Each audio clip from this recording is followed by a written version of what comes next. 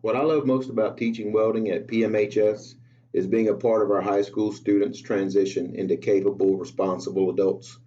I think this class is important because in my 25 plus years in the industrial sector, I've observed a very large gap between what employers are looking for and what entry level employees are thinking and delivering.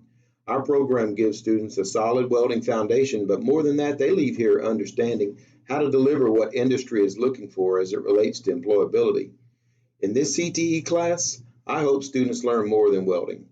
The total package employee companies are looking for has more than just welding skills, for example. They have integrity, they have grit, they work hard, but keep a focus on safety and following directions.